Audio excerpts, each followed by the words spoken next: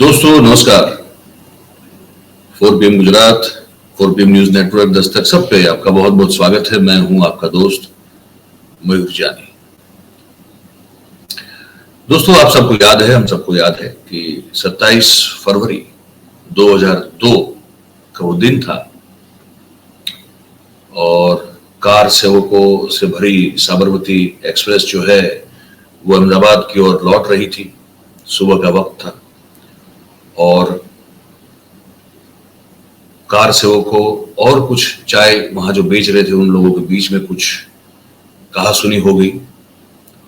बहुत सारी थियरीज हैं, बहुत सारी। उस समय मैं काफी जूनियर था फील्ड में। मैं सिर्फ 4 साल हुए थे मुझे पत्रकारिता करते हुए, और मैं उस समय जो है ईटीवी के साथ मैं जुड़ा हुआ था, ईटीवी गुजराती के साथ। तो हम लोगों का पोस्टिंग हो गया था एक्चुअली वहाँ हैदराबाद, इसलिए मैं एक समाचार संस्था छोड़ चुका था, अखबार, और वहां मैं अपॉइंट हो चुका था। तो वो उस फील्ड पे जाने का, गोधरा जहां ये हादसा हुआ, जहां ट्रेन जल गई, वहां जाकर रिपोर्टिंग करने का अवसर मुझे नहीं मिल पाया। लेकिन जो हमारे बहुत सारे साथी वहां से जो रिपोर्टिंग करते थे उसको हम बड़ा करीब से देखने की कोशिश करते थे। उस दिन से लेके सब चीजों को अगर समझने की कोशिश करें तो पूरा उसके बाद जो भी घटनाक्रम पूरा हुआ है दंगों का, तो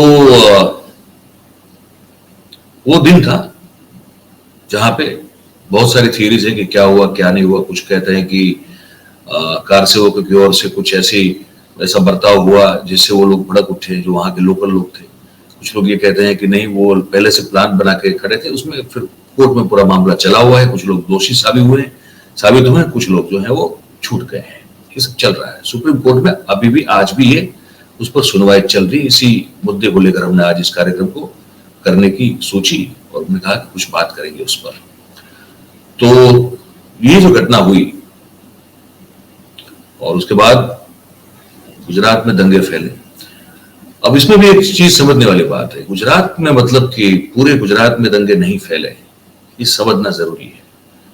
कुछ पॉकेट्स थे जो अपने हिसाब से, मतलब गुजरात अपने आप में एक अच्छा खासा बड़ा प्रदेश है, लेकिन मैं आपको बताऊं कि कुछ 5 पॉकेट्स थे जहां पे दंगों की असर हुई और कुछ तकरीबन मेरे ख्याल से 1000 या उससे थोड़े ज्यादा लोगों की जो है जान चली गई। वो जो S6 डिब्बा जो जलाया गया उसमें 59 लोगों की जान चली गई। उसके बाद जो हुआ वो फिर हम सब जानते हैं। उस पर जो है सुनवाई चल रही है सुप्रीम कोर्ट में। तो मैंने कहा थोड़ा उसको उस बारे में आपको बता दे। पहले मैं वो दृश्य दिखा दूं जो आपको मुझे लगता है कि जब खबर कर रहे हैं तो इस पूरी कार्रवाई का जो मूल है उसको दिखाना चाहिए। जो डिब्बा जला था वो डिब्बे को पहले आप देखिए, और मैं तब के दृश्य दिखा रहा हूं जब उस दुर्घटना के बाद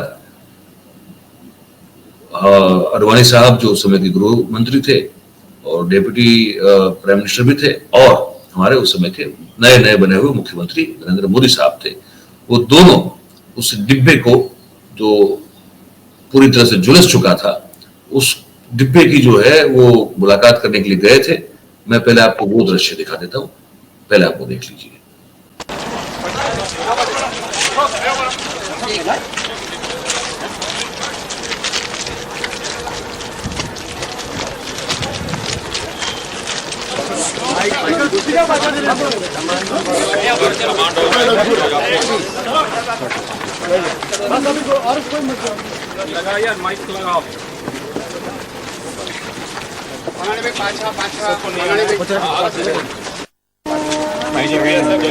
जगत जी please sir,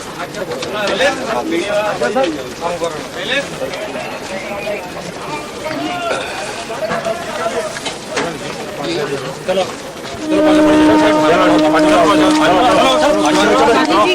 Can we speak to you? Can't get to Ahmedabad. We are in Goa. Just a little bit. Just please, just tell us your view. All of Gujarat. How can I say all about Gujarat? When I actually I would like to speak to everyone. I have not been able to speak to the properly. And the officials there. तो जैसे आप देख रहे हैं कुछ international media थे और हम जिस संस्था में उस समय हम 2002 से जो काम करना शुरू किया था ईटीवी, तो वहाँ के हमारे जो पत्रकार मित्र थे वो भी वहाँ थे और अडवाणी साहब जो है बात करने की कोशिश कर रहे थे। और ये जो हुआ उसके बाद फिर जो गुजरात में हुआ वो दृश्य भी आप देख लें। आप बैकग्राउंड में मेरी आवाज सुन पाएंगे क्योंकि इसको जो है ये वीडियो की हमने जो है आवाज म्यूट नहीं की थी। अब जो आगे वीडियो देखेंगे उसकी हमने आवाज म्यूट की, तो आप दृश्य देख पाएंगे। बैकग्राउंड में भी खबर जो है आज के संदर्भ में इस पूरी घटना को लेकर क्या हो रहा है मैं आपको ये बताता रहूंगा। तो आप दृश्य देखते रहें, फिर मैं आपको बात तो है आज के दिन के लिए जो करनी है वो करता रहूंगा मैं, तो आप वो सुन पाएंगे। तो अब ये हो रहा है, देखिए कि अब ये सब दृश्य है, जो डिब्बा जला, 59 लोगों की जान चली गई, उसके बाद जो हुआ वो जो दंगे भड़के वो जो फैले वो सब बात, ये सब बात की बात है और ये सब दृश्य मैं आपको दिखा रहा हूं। तो उसके बाद क्या हुआ भाई कि देखिए कुछ 9 साल के आसपास जो है वो ये जो गोधरा कांड जिसको कहा जाता है उसकी ट्रायल चली। उस ट्रायल में 31 लोगों को जो है कसूरवार घोषित किया गया, साबित किया गया और ठहराया गया उनको ये कि भाई आप दोषी हैं। और फिर 2011 में जहां तक मुझे ठीक से याद है एसआईटी जो कोर्ट थी जो बनी थी खास इसके लिए, तो उसमें से 11 दोषी जो हैं उनको फांसी की सजा सुनाई गई थी और 20 लोगों को आजीवन कारावास की सजा सुनाई गई थी। और फिर क्या हुआ कि अक्टूबर 2017 में गुजरात हाईकोर्ट ने वो जो 11 दोषी जिनको फांसी की सजा सुनाई गई थी उस सजा को परिवर्तित कर दिया आजीवन कारावास की सजा के तौर पर। ठीक है, अब जो हो रहा है ये बता दूंगा आपको कि सुप्रीम कोर्ट में ये मामला चल रहा है पूरा। ठीक है, अब इसमें जो चल रहा है वो ये है कि जो ये 2002 में जो ये ट्रेन का डिब्बा चला और उस केस में जो लोग दोषी साबित हुए और जो अब आजीवन कारावास की सजा भुगत रहे हैं उन्होंने भी एप्लीकेशन की है और फिर गुजरात सरकार ने भी एप्लीकेशन की है। तो इस पर जो आज सुनवाई होनी है, मैं उम्मीद कर रहा हूं कभी शायद चल रही होगी वो, या अगर आप ये वीडियो जब तक देखेंगे शायद तब तक वो पूरी भी हो चुकी होगी। तो जो चीफ जस्टिस ऑफ हमारे जो है इंडिया के सुप्रीम कोर्ट के चंद्रचूड़ साहब, उनकी अगुवाई में एक बेंच बनी हुई है। तो उस बेंच के सामने ये अब सुनवाई चल रही है और उस सुनवाई में बताया ये जा रहा है अभी कि जो सॉलिसिटर जनरल साहब हैं तुषार मेहता, उनके द्वारा ये कहा गया है कि कुछ दोषी जो हैं उनकी जो याचिका है उस पर कुछ डिटेल की अभी जो है वो इंस्पेक्शन करना बाकी है। तो ये सब सुन के फिर जो है सुप्रीम कोर्ट ने कहा था कि चलिए आप वो जो है जांच कर लीजिए और हम 10 अप्रैल को फिर इसकी आगे की सुनवाई करेंगे। और उस समय फिर बेंच ने ये भी कहा था कि जो दोषित हैं उनकी जो पेंडिंग रही है जमानत याचिकाएं उसका भी इसी सुनवाई में जो है निकाल कर दिया जाएगा। और ये सब जो है 17 मार्च के दिन हुआ था। ठीक है, तो अब आगे ये हो गया कि सुप्रीम कोर्ट ने जो आजीवन कारावास की सजा भुगत रहे हैं उनमें से कुछ लोगों, कुछ जो अपराधी हैं उनको जमानत दे दी थी। पिछले साल की बात है, 15 दिसंबर के दिन सुप्रीम कोर्ट ने गोधरा कांड केस में जो आजीवन कारावास की सजा जिसको मिली है, ऐसे एक दोषित हैं, व्यक्ति हैं, अपराधी हैं फारूक को जमानत दी थी और कहा था कि ये 17 साल से जेल में है। और उसी समय सॉलिसिटर जनरल जो है उन्होंने इस जमानत याचिका का विरोध किया था और कहा था कि इस आदमी ने जघन्य अपराध किया हुआ है और जिसने महिला और बच्चों समेत जो है 59 लोगों को जिंदा जला दिया है। और उतना ही नहीं, जब फायर ब्रिगेड इस आग को बुझाने की कोशिश कर रही थी तब उस फायर ब्रिगेड की जो व्हीकल है उसको भी रोकने के लिए उस पर पत्थरबाजी की गई थी।